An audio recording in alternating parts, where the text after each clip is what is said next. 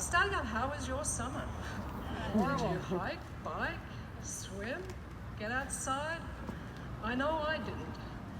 I spent my summer in the ESS, the Emergency Support Services Reception Centre here in Vernon, looking after evacuees from the wildfire.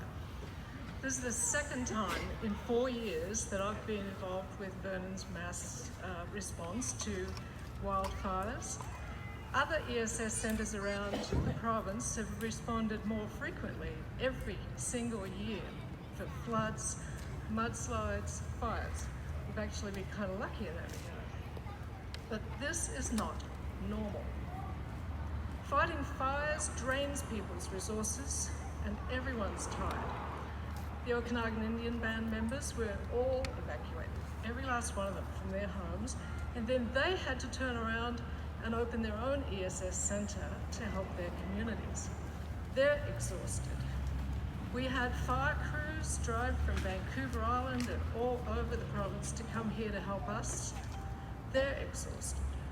We had Salvation Army feed us, which was wonderful.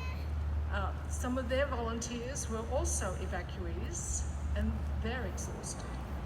We've had Red Cross, DPS, that's Disaster Psychosocial Services. We had search and rescue, police volunteers. All of them, the volunteers, search and rescue and police were knocking on doors late at night, letting people know about evacuations. They're exhausted. Summer should not be exhausting. This is not normal. In August, ash, burned pine needles and charred leaves landed on Vernon from the nearby White Rock fire. Remember the night of the 15th of August? There's a picture over there. That was my photo that I took driving down the hill to respond to the fires because we were continuing the ESS centre because people were being evacuated that night. It was apocalyptic. The city was placed on evacuation alert. That was 3 weeks ago. Hard to believe, but that wasn't that long ago. Can you imagine evacuating 60,000 people from the city? Cities should not have to be evacuated. This is not normal. At ESS, I met many shocked people who were figuring out their next steps, adjusting to the realities of the decisions that they would have been forced to make. They got a knock at the door. They were told to leave immediately. They gathered up kids and grandparents and pets and whatever valuables they could fit in their vehicle. They left behind their homes, in many cases a lifetime of treasured memories, lovingly tended gardens, trees that they had planted, sometimes precious wildlife.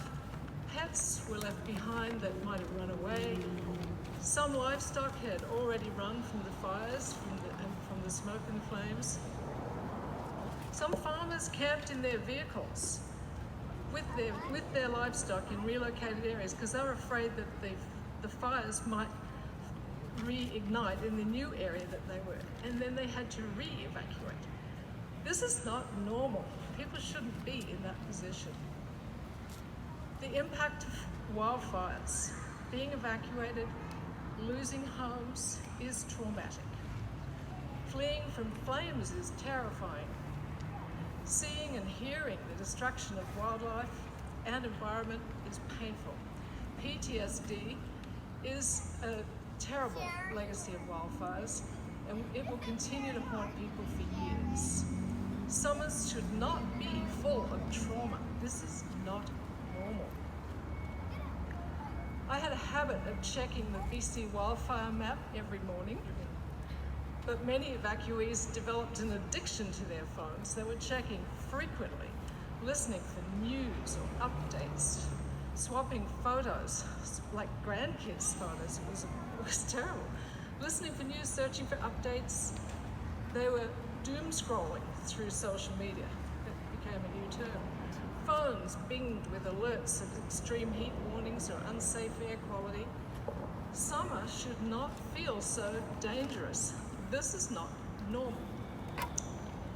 I'm tired and I'm scared, and I'm afraid this is not a new normal, but a worsening pattern of scorching hot summers, long droughts, unprecedented fires followed by floods and mudslides. Our landscape is changing fast. Our planet is on fire. There's no adapting to 4 degrees of global temperature, and that is the path that we are on. This is not normal.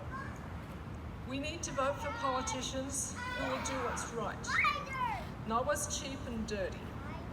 There's an election happening. Ask all the candidates what they will do to address climate change. Don't settle for old platitudes. Climate change is not normal. Put climate first and vote your values.